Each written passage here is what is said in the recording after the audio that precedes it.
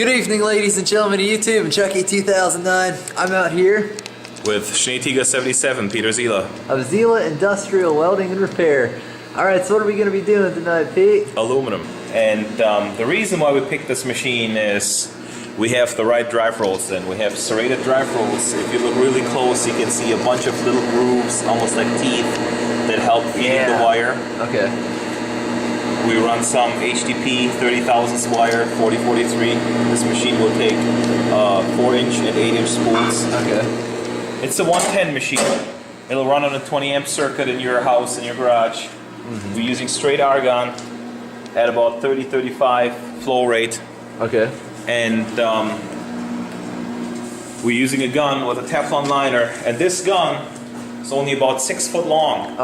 It's like the perfect setup for aluminum. The shorter the gun, the better it is, or you need a push-pull system.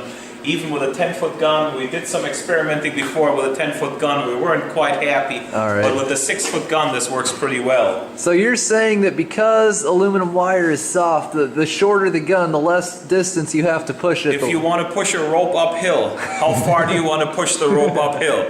As little as possible. So this is kind of like how aluminum wire works. Sure, sure. Ideally, aluminum is welded in a spray transfer. These little machines, they have a hard time coming up with the power, so it might not really be a spray transfer, but we're using some 1/8 inch or 100 thousandths, it's even a little bit less material. And we will try to aluminum weld this tonight for you. And if you want to do some toolboxes and some 1/8 inch, whatever you want to do for your race car, for your ATV, this will probably be a good alternative instead of spending like $3,000 on an AC/DC TIG. Alright, cool.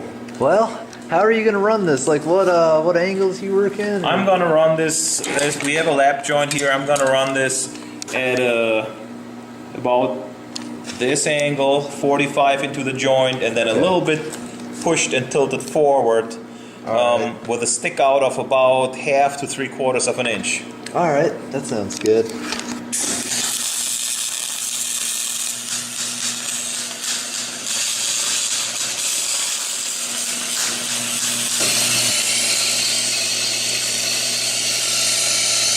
Good and hot. This isn't something you're going to use to weld 1/4-inch aluminum plate, but for thin stuff, like he's saying, not a bad way to go. Wow, look at that. He's got it running pretty well now, YouTube. Globular transfer here where you heat it popping, and then as the material heated up, it changed more into like a slide spray here. Okay. And it looks pretty clean, and let's see what we have for penetration. We have this typical like 1-inch, 1.5 cold start on the wire. The same thing you see on a spool gun. As far as penetration, here you can see there's a little bit coming through. That's probably good enough. Here you have really good penetration once the material heated up. Alright. And so this machine is well capable of welding like 1/8 inch material, and not bad. So with very little or no modification to the machine, you're set up. I mean, for hobbyist homeowners purposes, this is a really cheap way and successful way with adequate penetration and good looks to weld aluminum. And it's an HDP, so you know it's going to be pretty well made. It's quality. It's made in Italy. It's a good machine. It works really well. If anything happens, they'll stand behind it. So, alright, now about this weld, you know, we've got this little bit of cold Well, let's do the backside while it's still hot. So you're saying a little bit of preheat will help? Preheat will always help. That's almost too hot there. See how it's going away? Oh boy, yeah. See, that's where we had the big heat from the first pass in it, and it just got a little bit too hot. Ooh. So it's aluminum. Aluminum is a lot of learning curve. It's not like steel. You don't see like a molten puddle per se. Aluminum changes colors. It doesn't glow. And in order to get really good at it, it takes a lot of practice. You find out how much you have to preheat, when not to weld anymore, especially if you do like a build-up on like an aluminum windshield wiper mount, and if you try to fill the hole and you get crazy and you fill, and before you know it, half of the thing is just like falling off and a big blob of aluminum on the floor. So you're saying it takes a little while, it takes a little bit getting used to it. Get yourself a piece of scrap aluminum, cut it up with a saw, and run a couple beats and see where you're at and where you need to be. And if you need to stop when you see it's getting too hot, just stop. You know, take a little break, a minute or two, let it cool a little bit. Yeah. Don't dunk it in water. No, definitely. And then keep welding again when the temperature is right. We've seen a pretty extreme change from way too cold to way too hot. I guess with this aluminum, you know, it takes a little while to heat up, but when it heats up, it really heats up. Aluminum is a good heat conductor. That's aluminum. First the cold aluminum, because it's a good heat conductor. It sucks the heat out of the weld, which makes it ground and cold a little bit into the part. But once the whole part is hot and has no way to go, then you see this where it's like falling through almost, where the whole part is like heating up. Yeah. All right. Okay. Cool. So, you know, definitely, I guess this probably isn't quite as ideal as using a spool gun, but if you have a nice 110 MIG setup for a hobbyist or homeowner, this is really well. Instead of spending thousands of dollars on a spool gun or even more thousands of dollars on an AC/DC TIG welder, this will be a good setup to for little projects. Not bad, not bad. So another thing you might want to keep in mind is, you know, with AC TIG, as you know, the balance, you get sort of a cleaning action with it, but a straight DC arc like this, you probably don't have this, do you? You don't have much cleaning action. Okay. What you have is, occasionally if the wire switches into short circuit transfer, the wire actually pokes through the oxide layer. Okay. If you're in a straight spray arc, it doesn't do it, but the straight spray arc is so hot and washes out a lot of those impurities. Okay. And it's important to start it with clean material, acetone wash it. You know, don't stainless steel wire brush it first and brush the dirt in. Acetone wash it first. Then if you feel you have to brush some oxide layer because the piece was outside for a while or has some heavier oxide on it, then brush it, wash it again. But on fresh material, it's pretty safe to just weld it. Maybe wipe it and weld it, or just weld it, yes. Minimal prep. Minimal prep. Minimal prep. All right. Well, got anything else? That's about what it is. We used the 100% argon.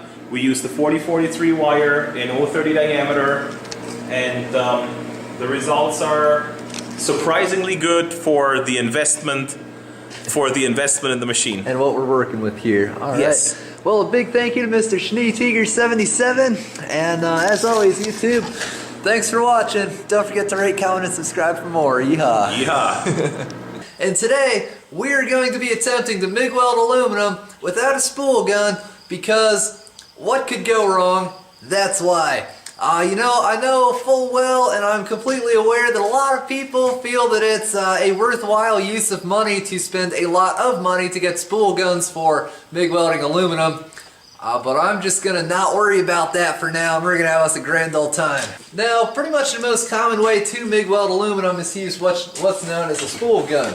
As you can see, well, this is a spool gun here, of course, and I could use it, but it's going to take me, like, I don't know, like 5 minutes to hook this up to the welder, and ain't nobody got time for that. So, how this thing works, we'll just pop it open, you set your spool of aluminum in here, and you feed it out the end of the gun, and it's only traveling like 8 or 10 inches, so it's not going the 10 feet that MIG gun is, or 12 feet or whatever, thus it doesn't really have a chance to get majorly screwed up by, you know, being pushed uphill like a piece of rope, so to speak. Alright, stainless steel and aluminum, as some folks call it. We're going to set the polarity to DC, electrode positive, same as steel MIG wire.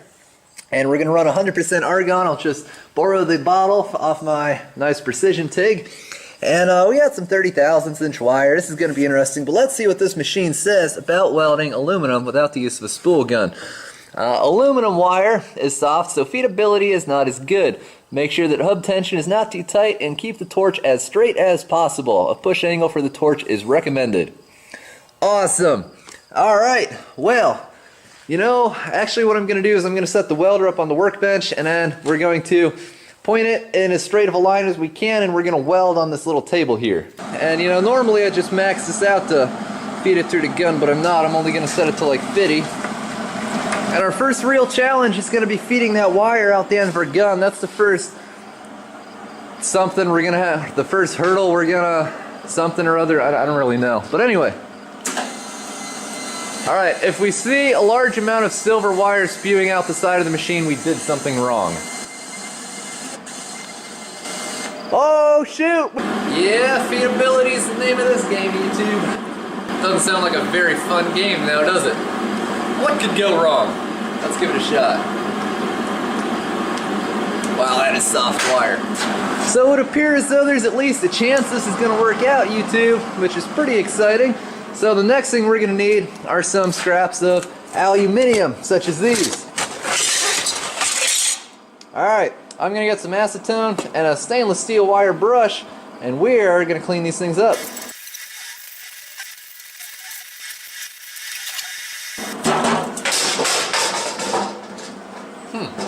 Well, that's a problem.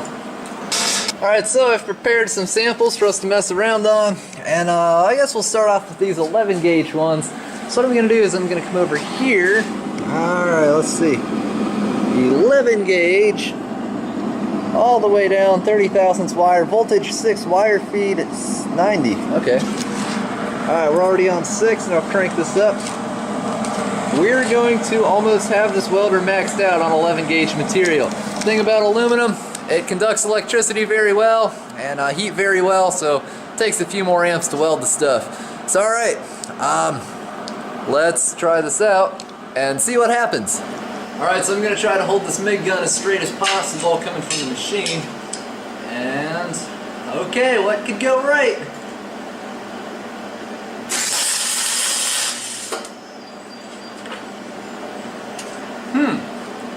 We got a weld. We also destroyed a tip.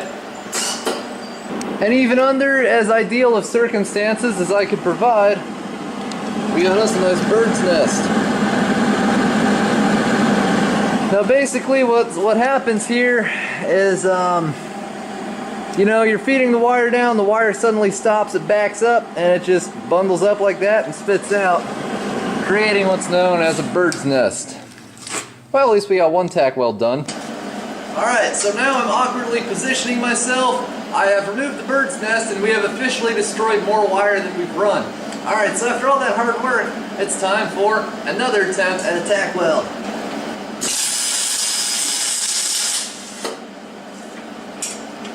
But we did that time.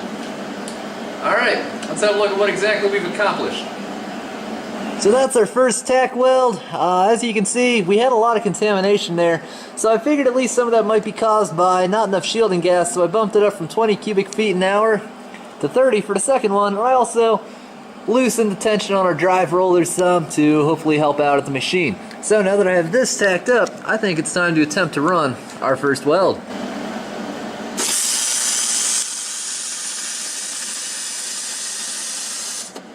We got a weld, YouTube, with a lot of contamination, but a weld nonetheless. Yeah, there she be, everybody. You know, I cleaned this metal off pretty well. I wire brushed it, acetoned it, did everything you're supposed to do. So I'm thinking that contamination might be coming from the liner. Like I said before, I was afraid that could potentially cause some issues, and you know, with all the steel that's run through the liner, I'm afraid it might be like, you know, using a steel wire brush, like a regular steel one on some aluminum. You know, you get bits of carbon steel on there and everything just sort of goes to pot after that. Let's do the other side.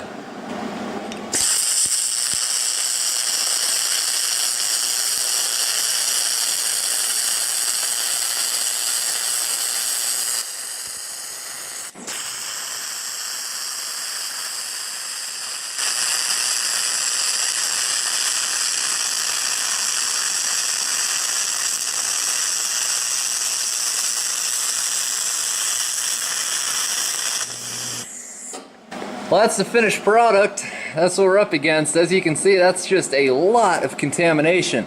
I know we're getting plenty of gas. I know the base metal was good and clean. I'm gonna guess that crap is probably coming from the inside of the liner, but I'm not really an expert at this, so that's nothing more than a guess. One thing I will say, however, is that I've learned that if you really attempt to, you know, yank it back and lengthen your stick out at the very last second before you let off the trigger, then you're not as likely to destroy tips. Although I forgot to do that and just roasted another one. But anyway, let's continue, I guess. I mean, I got the aluminum.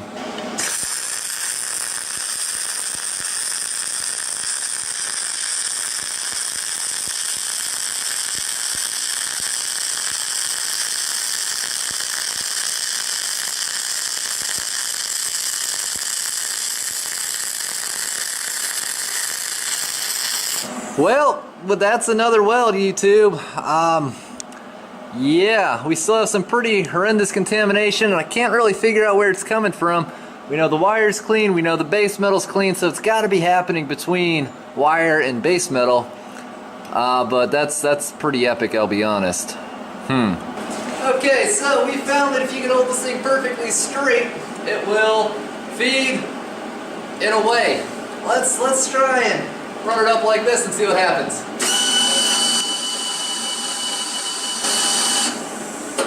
Alright, that seemed to feed out okay.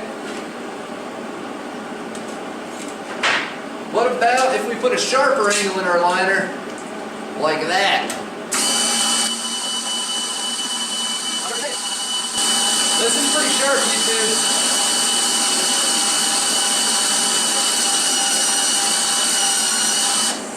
Alright, so I had this thing pretty much kinked over itself before it started to feel like it was slowing down, and that's as far as I think I want to push it. Let's snip this wire off. If I was ever going to have any use for this spool, I probably wouldn't just be cutting it off, I'd probably be backing it back up. So, alright. Well, we've just found out that you can actually get away with a fair amount, you know, liner-wise before you have issues. As y'all saw, I had the thing like this, and then I was kind of squeezing down on it, and then it started to slow down. But we didn't have a bird's nest from that. But if it sticks to your tip, whatever you do, don't pull the trigger. I've done that twice and gotten 2 bird's nests. Don't recommend that at all. So YouTube, we just found out exactly how far we can bend that MIG gun before we start having any kind of feeding issues. And to be perfectly honest, that was a heck of a lot more than I thought we were going to be able to get away with. When I was first thinking about making this video and I was looking through forum posts of people who've tried this, I expected to just have bird's nest after bird's nest after bird's nest after bird's nest. And really the only ones I had were brought on by myself, you know, giving that trigger a nice quick pull with a stuck tip, you know, like I mentioned. But it does not take much under those circumstances. But I guess as long as the wire can move, the wire will move. And, you know, I think I can wrap up the test because although I'm not getting the results I want, the results I am getting are pretty consistent. You know, they all look something like that. Or like that. The welds themselves, they're not good, but at the same time, they're not all that bad. I mean, they are, like I said, they are consistent. And with a little bit of fine-tuning on the machine and a little bit of practice on my part, we could have the welds themselves be fine. It's just the contamination we're getting. And you know, the more I think about it, the more I'm pretty sure it just has to be coming from either these drive rolls. I believe these are some kind of steel or machined, you know, cast or something. And you know, I'm sure there's plenty of little bits of steel wire on those from all the spools and spools and spools of MIG wire I fed through this thing. And then we have the steel liner.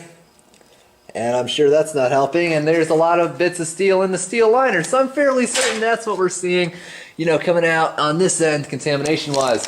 But what have we learned from this, you ask? Well, if you can get rid of this contamination, this might not be that bad of a way to go, you know? Like I said, it's like some welders, some machines I've had. Do they technically work? Yes. Is it still something of a fluster cluck? Yes. Is it technically welded? Yes. Is this good? No, it is not. I don't really consider these welds to be acceptable.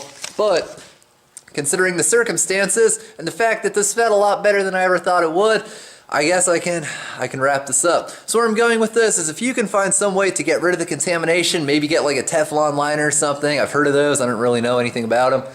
Or, you know, do that and really clean the crap out of these drive rolls. I wish I'd taken these out and scrubbed them down with acetone because just running my finger around here, you know, there's little bits of steel and grease and whatnot on there, and I'm sure that's not helping our cause any.